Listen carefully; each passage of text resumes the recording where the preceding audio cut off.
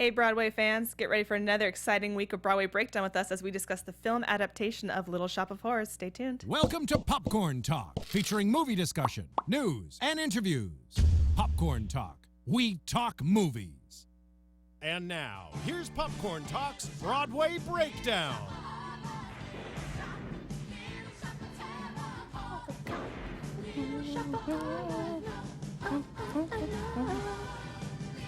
Hey guys, welcome for our film adaptation conversation for the Little Shop of Horrors show. Again, we are playing the songs. I just love the music in this show. It's just so fun and so stuck in your head for weeks at a time afterwards. I know, I've literally had this song in my head all week getting ready for this. Hi guys, I'm Briana Phipps. I'll be your host for today. You can find me at bphipps14 on Twitter and Instagram, bphipps1214 on Snapchat. Jackie unfortunately couldn't be with us here today, but we do have a very special guest with us. Do you want to tell us who you are and where they can find you? Hey guys, I'm Lacretia Lyon, so you can always find me at LACRETIALYON anywhere on the internet since there is only one. All right, so we're going to start off our show as we always do with our Broadway News of the Week, always brought to us by Robert Diamond and BroadwayWorld.com. So the first story we have is Something Rotten. Adam Pascal is going to be joining the cast playing Shakespeare. I don't know if you know about this show. It's kind of a ridiculous, over-the-top, hilarious show set in the past, but like Shakespeare especially is supposed to be like the rock star. So it's like two playwrights but Shakespeare's always kind of in their way. It's what I've actually never seen it, but this is what I've heard. So he's just always in their way, kind of blocking their every move to get their next hit out, and he's kind of like the rock star of the show. That's so funny, and I'm already casting Rick Springfield in the next revival just by hearing that. But I love Adam Pascal. He's, of course, best known from Rent. I think that he has that rocky voice and that he'll do great in it. That's going to be starting, he's going to be starting taking over Monday, November 7th through the final show, which is on January 1st. And he's taking over a course for Will Chase, who's going to have his last one October 9th. And Will Chase was best known from most people in Smash that are outside the Broadway world, if you ever watched Smash. Yes, yeah, I actually like Will Chase a lot. Okay, there you go. Some more news we have.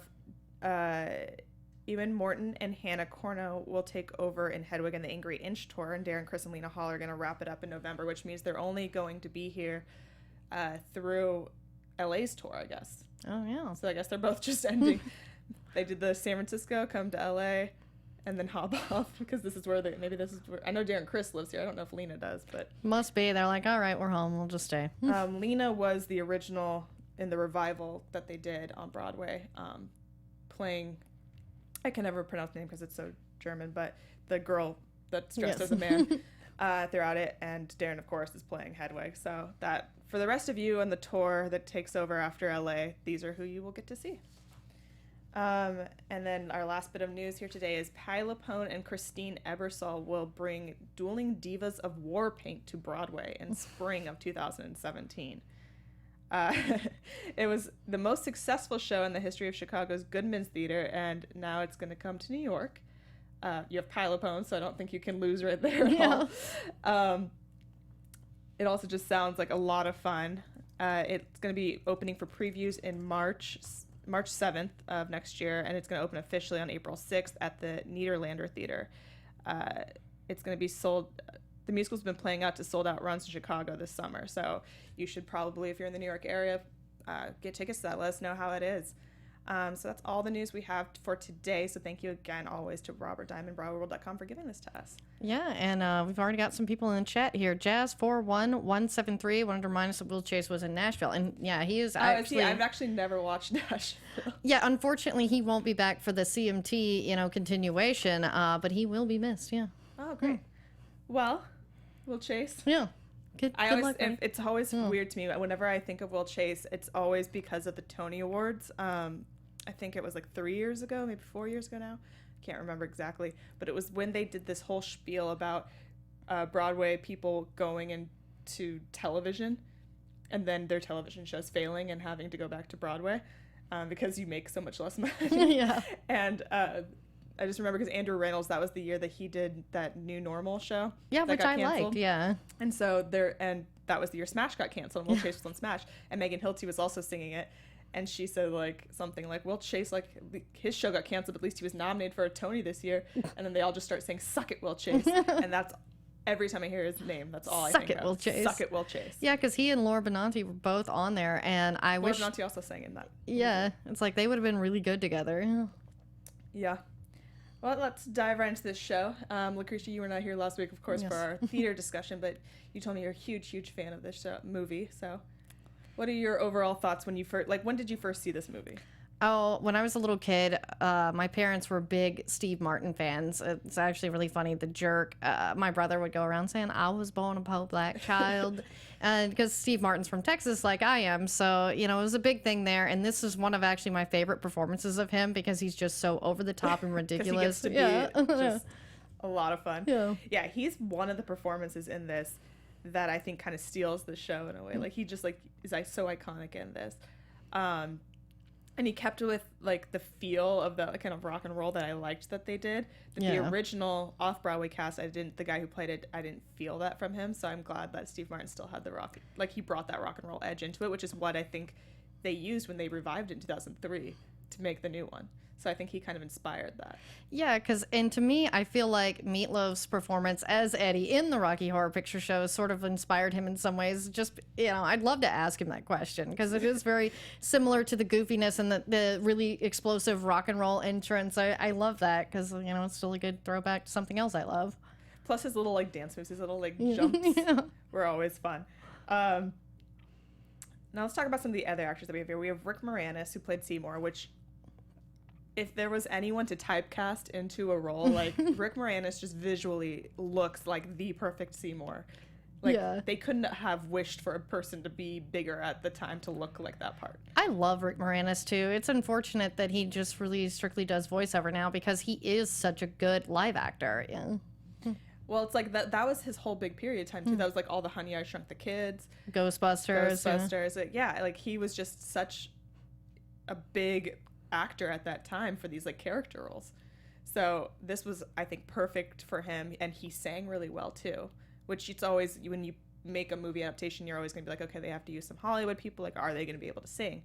And I think he did a pretty good job with the singing. Yeah, I was impressed. I was like, is that Rick Moranis singing? I remember looking that up and being like, oh, it is. It is, it's Rick Moranis.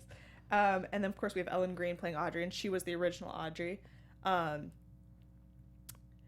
I love Alan Greene. It's just sometimes for me this breathiness kind of can be a little too much, which is why I prefer the revival with Carrie Butler voice better, but I still love her in this role, and I think she plays it really well, and I love that they brought the person that was in the original to the movie to give a little fan throw out for the people of the original show. Yeah, I really like that when they at least have some incorporation of the original Broadway play and things like that in movies. And I think she was a good choice, but yeah, I agree with the voice thing. It could be a little grating at times, but it worked. Yeah. And then we had Vincent Gardenia playing Mr. Mushnick, and we're going to get into this later. He had a much smaller role in the movie than he does in the play. Of course, they cut all of his songs. So I don't know if it's just because he couldn't sing or didn't feel comfortable singing, or they just didn't like the songs. But so I mean, he did a good job for what it was, but I just didn't feel like he had much of a character in the movie. Yeah, in the movie they sort of cut out a lot of it, and it's really interesting though, is I felt like the movie they didn't think he was as important character. Yeah, he was just the person to give a setting, I guess. Yeah, I was like, that's how it felt to me. I was like, okay, so to them it's not as important as focusing more on the Audrey relationship. Mm-hmm. Yeah. And then we have Levi Stubbs played Audrey II, or was the voice, I should say, of Audrey II. Many people played Audrey II in this, and he did a great job. I think there's one thing you have to play Audrey, and that's a great evil laugh, and he had a great evil laugh. So he fit my criteria to play the role. And it was interesting that Eddie Murphy was originally offered the role of the voice. Yeah, I read that somewhere. I don't know if I would have liked Eddie Murphy playing it. I feel like it would have been a much different plant. Yeah, his laugh would not have been so much evil as in sort of a fatherly laugh, like, because I'm trying to think of all the other Eddie Murphy laughs, and I'm just like, I'm just thinking like Donkey from Shrek because of voice acting. Like that's what my mind goes to with Eddie Murphy, and I'm like thinking his voice as the donkey being the plant, and it's just not connecting in my head. And then of course we have our three girls. Tichina Arnold, Michelle Weeks, and Tisha Campbell played Crystal, Renette, and Chiffon. I did not realize that Tisha Campbell was in this movie until I rewatched it this morning. Like, I just didn't even think about it because she hasn't aged at all, but it was just a matter of, like, I didn't think about it, and I was like, oh, Martin, Dr. Ken, she's still working, and she still looks the same. Their roles in the movie...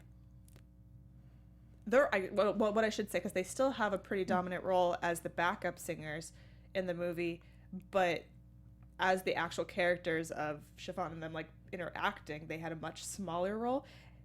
And you can tell me what you think of this. I almost would have liked them to just not have them interact with the characters at all and just be, like, these backup singers that show up, because it was kind of weird to me to have them be, like, these, like, street urchin types then all of a sudden be dressed 2 seconds later in fancy gowns singing, and it was like, I don't know what to think. Yeah, to me that's really one of the only awkward parts of the movie, because I love the cheesiness, and especially for that time period it so worked, but yeah, that was like, I like them just being off in the background, sort of like, the guys in the Muppets, like, it could be like the Hairspray girls, like the same thing, like just have them be the backup doo-wop singers, because if you're gonna barely give them a role in the movie anyway, like why even have them be there besides the backup singers?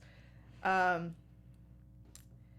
then we have a ton of cameos in this movie. There's so many star cameos in this movie. Of course, we have James Belushi, Jim Belushi's character playing Patrick Martin, who was only given this role because the guy that was originally supposed to play it wasn't available for the reshoots. Yeah, which was John Dooley, I believe. Yeah. Who's actually been into AfterBuzz, which is funny. Yeah. Should have brought him back in for David. Like, how'd it feel to be replaced in the movie? No. I think he is in the director's cut. Yeah, he's in the director's cut. And then we have Bill Murray, which was phenomenal. And actually, most people haven't watched the original movie. I recently watched it to prepare for the show, and that part is in the original movie because it's not in the musical, and it's played by and now I'm blanking on the name. Let's see, maybe One Flew Over the Cuckoo's Nest. Jack Nicholson. Jack Nicholson, thank you. Why was I blanking on that? Jack Nicholson, it's one of his first roles he ever had. He was in the Little Shop of Horrors 1960 film. That was not a musical film. And actually, if you want to watch a film and just laugh your ass off, like, go watch that film. But it was young Jack Nicholson. I think he was like 23 years old. And that was who Bill Murray is playing. They give him a different name. He's Arthur Denton in the new one. But yeah, that's where that came from, which I think is really fun that they took that from the original. I almost kind of wanted them to. I wonder if they tried to get Jack Nicholson. Yeah, to just play it again. That would be interesting. I never read that anywhere. But yeah, I remember watching the original in theater class in high school. And I'm like, that's Jack Nicholson, the Joker. Yeah, I think it would be so funny to watch him come back and replay that role. Like, one of the first roles you ever had. After you got successful, come back and replay it would be fun for me to watch. Yeah, that would be fun, especially because he's such a good actor. And what's interesting about Bill Murray being in this movie is that this is actually the only film he's in with Steve Martin. Is it? Yeah, they had like such an interesting, similar trajectory, especially in the 80s. So yeah, it's odd to think about that this is the only film they're in together. Huh. I never even really thought about it. I guess in my head, they just had worked together a bunch of times. They work with Rick Moranis a lot, but always separately. And then we have Christopher Guest, who, of course, is from The Princess Bride and Spinal Tap. This is Spinal Tap. And he's the first customer that walks into the shop and, is just this really corny, over-the-top person of being like, what a strange and remarkable plant you have there. Yeah, and it's just so, weird to think of it. It's like, that's Christopher Guest, the guy that spawned, so many, movies, and literally put Eugene Levy in every single one of them. Yeah, right. And then we have Miriam Margolyes, who played the dental nurse who always kind of gets hit in the face with the door. And most of us nowadays would prefer to her as Professor Sprout from Harry Potter. That's how I know her, at least. That's funny. And I hear that Steve Martin was the one who wanted to punch her in the face and pull the head off the doll. It doesn't surprise me at all that Steve Martin would improvise some of these things into it that made it like such a he's such like a stage actor in that way, where I think like he feels totally comfortable like being like, no, we should try it this way. Like, let's just see. Yeah. And then we have Stanley Jones was the narrator, and he's a big voice actor. He played Scrooge, I believe. He was in Transformers. I think he also, I wrote down Lex Luthor in Superman. Like, he has that iconic kind of like evil-ish sounding voice, so he worked for the narrator of the beginning of the movie. And then this was like a little thing that I didn't know.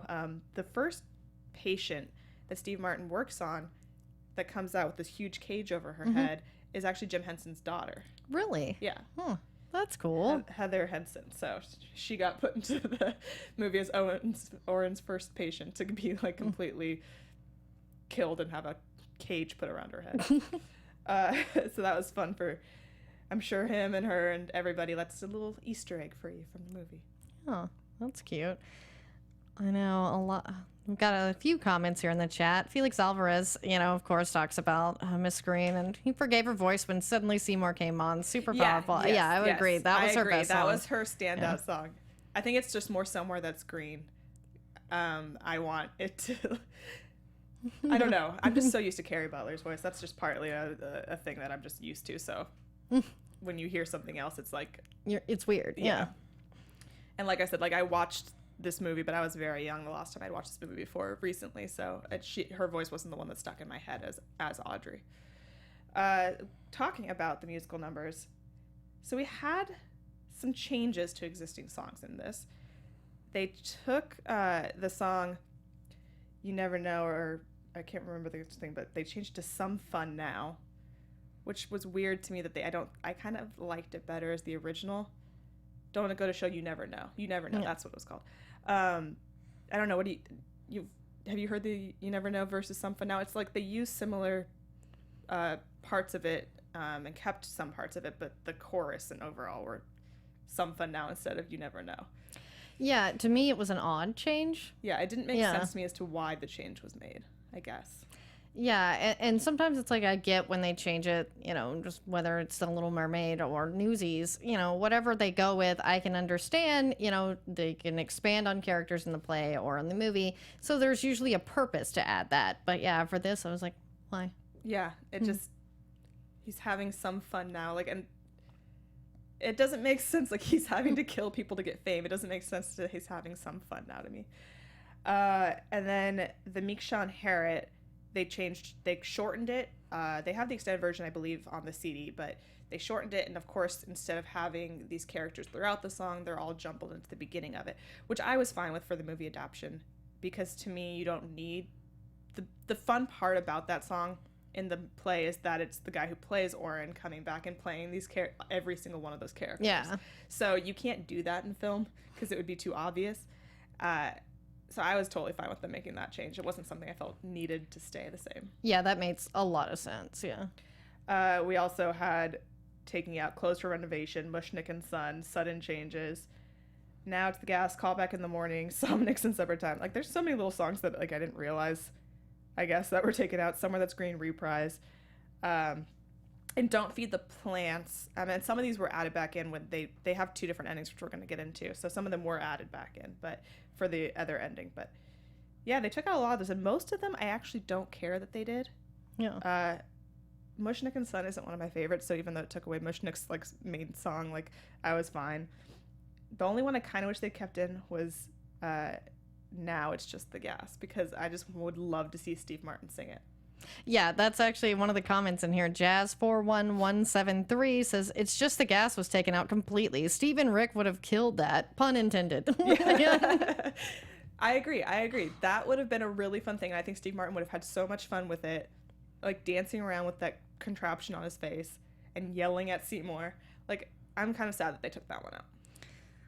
Can we get that redone, Steve Martin, Rick Moranis? Can you guys get together, redo it? Yeah, come on, Rick Moranis, come out of hiding just once, just to do this song. I know, and he also mentions that little Big Green Mother was nominated for an Oscar, but it didn't win. Yeah, I remember that. Yeah. And that's what I was about to get into was that's the ad song. But before we do that, because we do have a video of that I would like to show as we're talking about it. We do this tradition on this show called Diva Song, which you're going to tell us now. What is your Diva Song that you listen to and you just sing out loud at the top of your lungs from this show? What is your favorite go-to song to sing? From this show? I really do like Big Green Mother because it's just such a quirky song. Yeah. All right. Mine was Suddenly Seymour for we said ours last week, but that's just because I love to belt. So, like I said, we have a video that I wanted to show with the Mean Green Mother because that's going to help us talk into our next subject, which I want to talk about, which is this amazing puppet that they created for this. While that gets loaded up, so Mean Green Mother, of course, you always have to when you make a movie.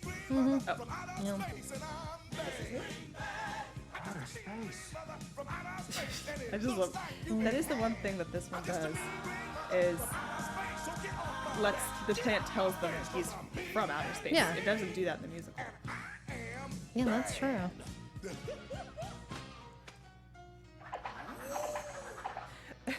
And I think this was actually the first song nominated for an Oscar to have foul language in it. It was. Yeah. So let's talk about this puppet. They did an amazing job. I mean, this is 1986, and this puppet, it looks real. Like the lips moving, like they did such a great job with this thing. Yeah, Frank Oz is just fantastic. I mean, and he had done the Dark Crystal, I believe, was before this, and then obviously some Muppet stuff, but and he was Yoda. Yeah, but, and Fozzie Bear. Yeah, everyone. It just astounds me though that we have this like technology where we can have this amazing looking puppet that moves so realistically that the lips move that they made in 1986, and nowadays all we do is CGI everything. And I much prefer like makeup and puppets and stuff. Yeah, me too. Because like one, I think it helps the actors tremendously. Like instead of singing to some green stick that's going to be something, you're singing to an actual thing, and that I think makes it easier for you to get into the part and kind of lose your reality. Yeah, and I'm just such a big puppet fan in general. I love Greg the Bunny, even the Muppets, all the revivals of the Muppets, and things. And I will say I do give the show Grimm a little bit of credit because they do try to do more makeup and less CGI. They started getting more CGI after the first season, which kind of was upsetting. Hurt me. And so this plant obviously has its different stages, as does the one in the show, where we have the little one moving to a medium-sized one, moving to the huge one. And I read it, and correct me if I'm wrong, people in the chat roll or Lacretia, if you know, I read that it took around 60 people to operate the full-sized plant. Wow, that does seem, I remember it was like quite a lot. That's what they had to, that's where they spent all their money, which really worked though. It was cool. Hey, it was worth it. And so if people are asking why couldn't we have a plant like this on the Broadway show, this is why you can't have a plant like this on the Broadway show. There's not enough room. It takes way too many people to operate, and probably can't be done as easily through a stage as it can through a set. It just amazes me. Like they did such a great job with it. And I think that's one of the things that made, for me as a child, this movie so scary. It was because it was so realistic. Like I was terrified of Venus flytraps for so long. I had one, but my cat ate it. I'll see. Yeah. In my head, it would have gone the other way. Yeah.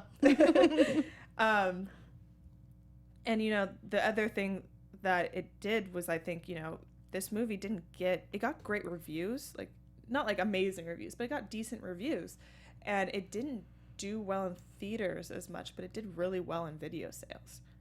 And I think that you can owe a lot of that to this plant. Yeah. Because of how much effort and time, like you can tell how much love was put into this production.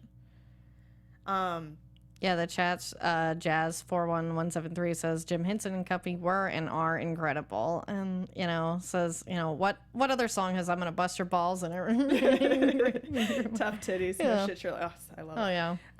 Yeah, and so as you were saying, though, this was the song that had profanity in it that had to be adjusted when they performed it on the Tony Awards because of the profanity that it had.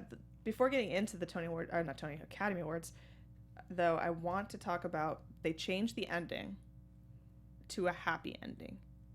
What do you think about that?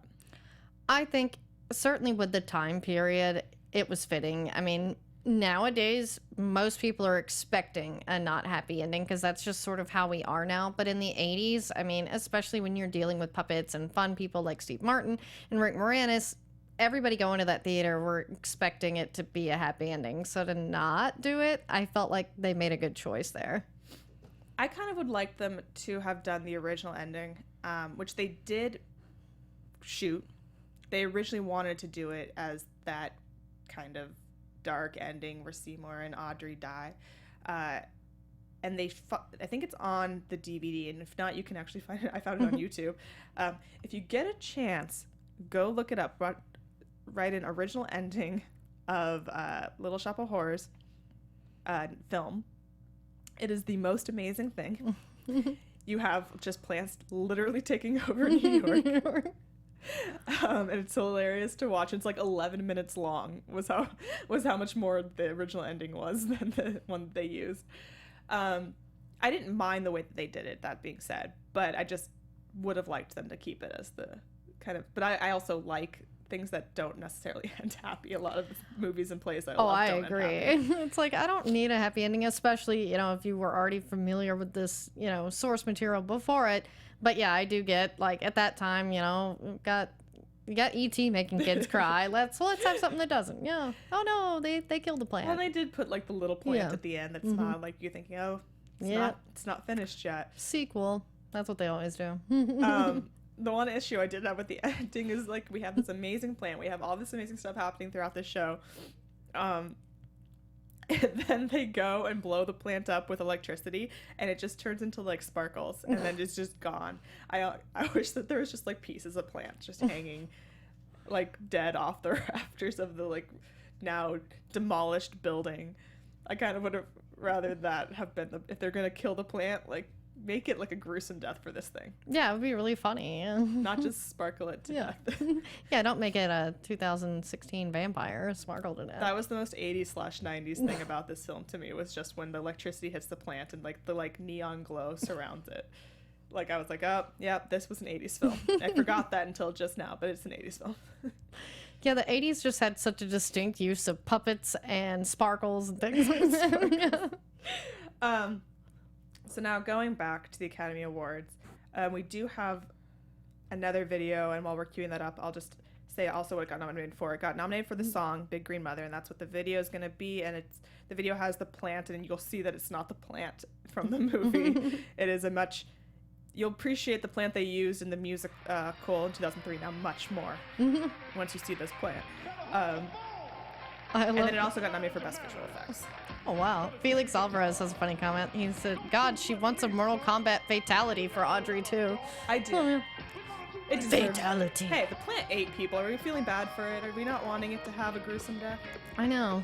It ate Steve Martin, guys. It ate Steve Martin. Mm-hmm. Didn't even eat Audrey. Come on. Mm-hmm. Yeah, so this is the plant. And of course, the guy performing it is the actual voice. And they have censored it to be okay to watch on national television. Nowadays, so they just let it go. Yeah. Which I'm guessing, because it only says like one curse word, so I'm guessing it must have been like the tough titties and like all that stuff that they must have had to censor. Yeah, and probably like the balls line. Yeah, the ball. Like nowadays, people wouldn't mind any of that stuff. But back then, they still had more censoring than we have today. It also was one of the only 2 songs sung by a villain to be ever nominated. The only other one was Blame Canada from South Park. That's what I was going to mention. I was like, well, I heard Robin Williams sing that on the Oscars, and he says the lines. Yeah, see, we're not censored anymore. Yeah, they bleeped him, but yeah. Did you have anything else that you wanted to discuss concerning the film? Oh, let's see. I just think, wouldn't it be interesting if John Belushi would have been alive? Do you think that they would have still picked his brother Jim to play the role? Because I think it would have depended on his schedule. Yeah, exactly. Because John Belushi was definitely the bigger name of the family especially at that time period. Jim Belushi, I think, got bigger 90s. Yes, yeah, when he started doing more sitcom work. Yeah. And to me, he really did fit in the role, but, you know, it's always like with River versus Joaquin, what might have been, yeah. Yeah, so, you know, I still think that Jim Belushi's a great actor. Like, he's fun to watch. I think he has, like, it sucks to be in that position. You have a lot to live up to being compared to your brother for the rest of your life. But I'm not sure if they would have depended. Yeah, because I'm like, you know, he was used to working with people like Steve Martin. That's why I was like, oh, that would have been interesting. I don't know. Maybe not, though, considering that Jim wasn't the original person they had picked for that role. Yeah, exactly. It was John Dooley. Yeah, so maybe they wouldn't have gone with John Belushi. Maybe. Who knows? It's up to the fates of the stars of rewriting history if we could to see. So this being said, like, I know that you are not necessarily as big of a fan of the musical show as of the movie, but we like to do what do we prefer when we have finished discussing both. So what would you prefer, the movie versus the musical? I definitely love this movie because it's got so many people that I grew up loving and watching, like Bill Murray, Rick Moranis, and of course Steve Martin. So like I really do like to see people that, you know, I'm used to. For me, I think it's almost kind of equal. Like I equally love watching the film and watching the show. I will say, audio-wise, if I'm going to choose one to listen to, I'm going to choose the theater show. So for as far as just soundtracks go, I'll go theater, but as far as visually, I think I'm equal. I don't think I can really make a choice in between the two. Yeah, because Audrey II is definitely better in the movie. But they did a really great job. Jim Henson what they had to work with. The puppet that they had for the 2003. It moved really realistically. And it's always fun to see, like, take something like that you can make really great on a film and see what you can make out of it on theater. Yeah, because I've always been curious if Julie Taymor would be interested in doing a revival. Yeah, because she is such a good, well, director. Our last one was over 10 years ago. We're due for a revival. Yeah. Come on, people. Let's see it. Let's see what we can do. Get Steve Martin to play the dentist again. Exactly. He still looks the same, too. Right. He and Tisha Campbell, you can easily hire them. And I bet Rick Moranis looks just like it, too. Probably. Bill Murray. Oh, my God. Yeah. All right, guys. Thank you so much for joining us for our film talk for Little Shop of Horrors. Next week, we'll be back talking Rocky Horror Picture Show Theater. Also, this Thursday at 10 p.m. on AfterBuzz TV, our sister network, I will be discussing the Fox's version of Rocky Horror that's going to be coming out that night. So make sure to tune into both of those, and we'll see you next week.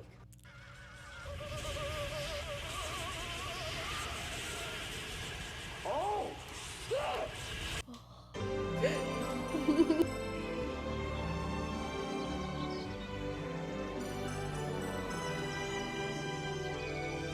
From producers Maria Menounos, Kevin Undergaro, Phil Svitek, and the entire Popcorn Talk Network, we would like to thank you for tuning in.